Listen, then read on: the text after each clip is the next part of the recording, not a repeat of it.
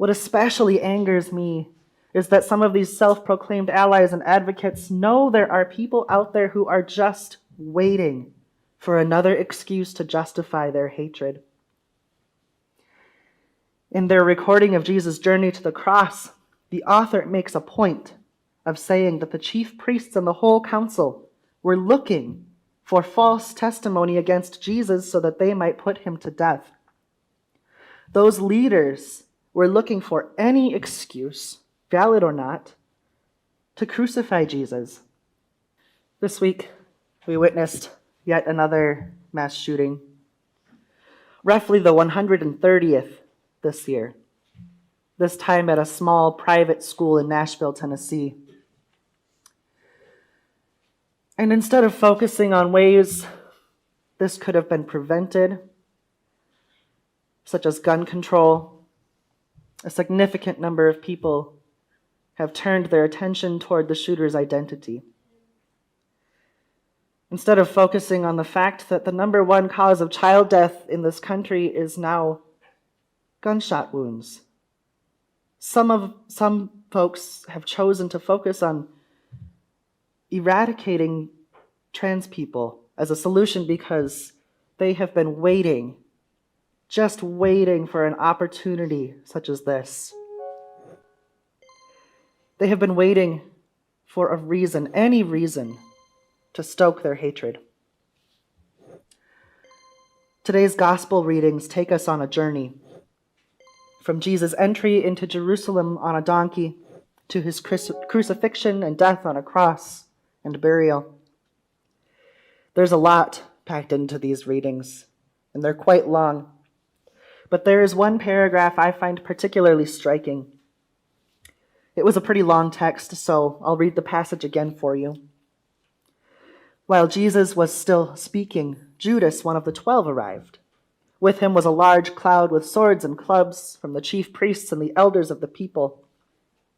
Now the betrayer had given them a sign, saying, "The one I will kiss is the man. Arrest him." At once he came up to Jesus and said, "Greetings, Rabbi," and kissed him.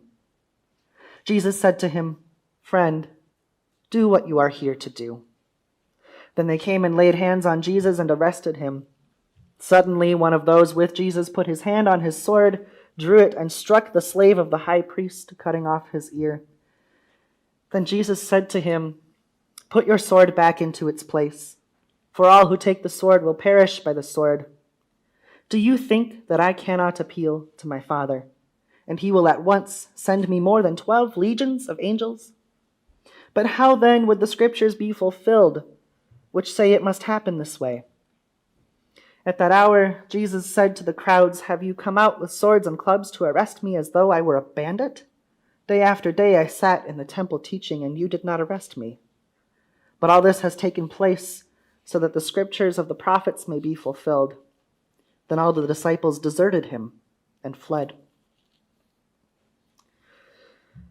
Marginalized folks, those of us with the least amount of privilege and power, they need those who have more privilege and power than they do to physically place their bodies between them and the people, powers, and institutions that are literally killing them.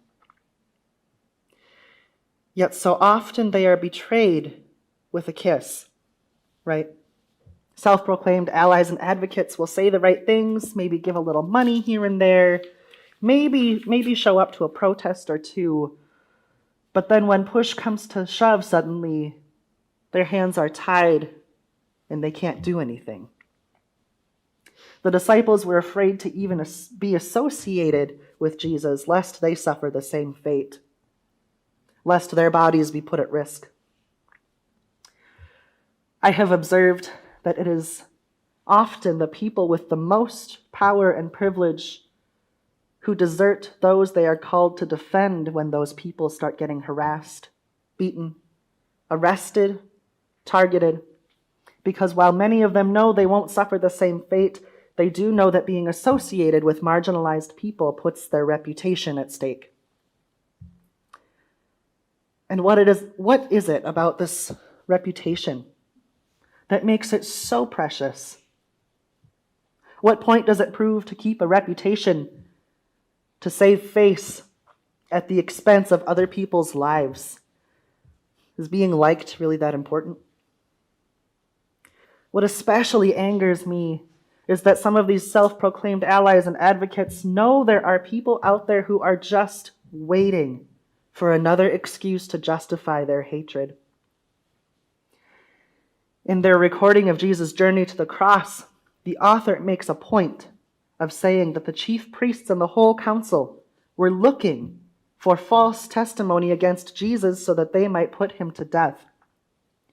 Those leaders were looking for any excuse, valid or not, to crucify Jesus.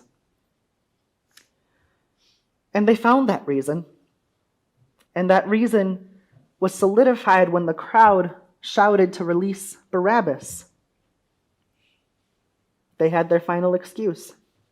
They would kill the one whose reputation as a teacher and healer and whose mission of love and dignity was so very threatening to their own reputation that they needed to kill him in order to preserve their good image. It's baffling to me that someone's existence can be so threatening that people decide they need to be controlled, that they need to have laws made against them, or even worse, that the people that they find to be so threatening should die. There are a significant number of people who have deemed that the fact that the Nashville shooter happened to be a trans person, so it's been reported, is just the excuse they need to call for the eradication of trans folks. Rather than focusing on the fact that we have a serious gun violence problem that continues to go unaddressed, rather than focusing on the fact that six more people are dead, rather than focusing on the fact that those staff and children should have been safe in that school, or focusing on the fact that children do not feel safe in their own schools, rather than focusing on any of this, they have decided they need to cause more harm. This isn't a new phenomenon. It's been happening. It's been happening in this country for many, many years, and in other places as well. The Holocaust, the Japanese internment camps of the 1940s, segregation, forcibly sending indigenous children to residential schools, migrants being held in cages, the list goes on. And it didn't have to happen this way. Jesus did not die for this. Jesus did not die so that violence could be perpetuated in God's name. Jesus did not die for access to guns. God incarnate did not die on that cross so that people could value money, power, and the preservation of their own image over the bodies and lives of people. Actually, I'm pretty sure that's what Jesus died to free us from. So why are we still not free?